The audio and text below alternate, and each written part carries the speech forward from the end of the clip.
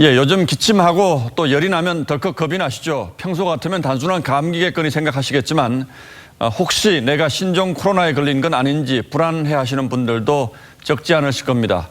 그래서 오늘은 신종 코로나 바이러스에 대한 걱정과 오해들을 하나하나 따져봐 드리겠습니다. 자, 강동원 기자. 예. 일단 증상만으로 일반 감기와 신종 코로나 바이러스를 구별할 수가 있습니까?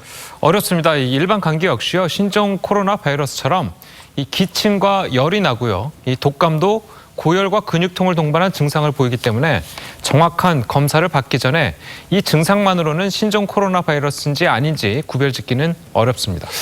그럼 일단 만약에 감기 증상이 있다 그러면 보건당국에 신고부터 하고 봐야 되는 겁니까? 그것도 아닙니다. 일단 증상이 약하면요, 이 감기일 가능성이 크기 때문인데요. 이 본인이 신종 코로나에 감염될 요인이 전혀 없다면 이 병세를 지켜보거나 일반 병원에 가서 진료를 보셔도 됩니다. 자, 다만 본인이 중국에 다녀왔거나 이 주변인 중에 중국을 다녀온 사람이 있는 경우에는 병원에 먼저 방문하기보다는 보건소나 1339로 연락을 취하셔야 합니다.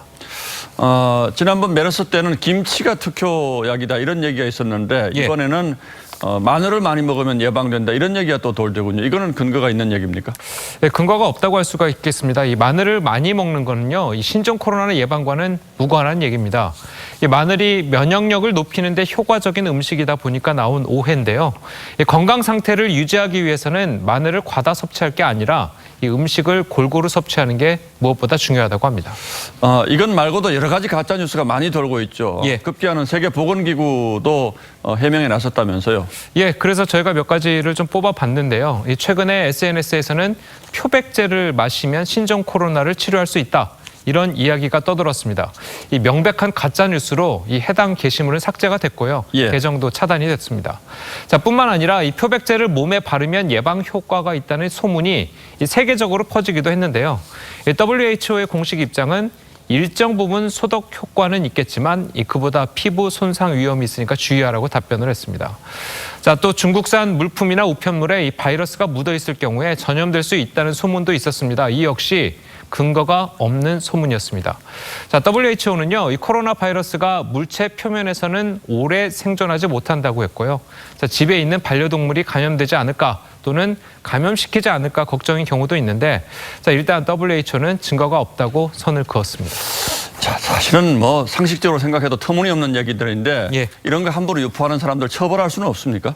자, 이 가짜 뉴스가요, 이 특정된다든지 이 대상이 특정된다든지 아니면 그로 인한 피해가 확실하다면 이 유포자에게는 명예훼손 그리고 업무방해 및 공무집행방해죄 적용이 가능합니다.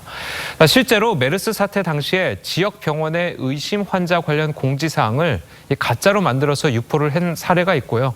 자, 이 때문에 그 병원이 큰 손해를 입게 돼서 유포자가 구속된 적도 있었습니다. 예, 이런 경우 가짜 뉴스는 불안감을 먹고 자란다. 그래서 정부가 모든 것을 투명하게 국민들에게 알리는 게 무엇보다 중요하다라고 봅니다, 저는. 예. 예, 강동원 기자 잘 들었습니다.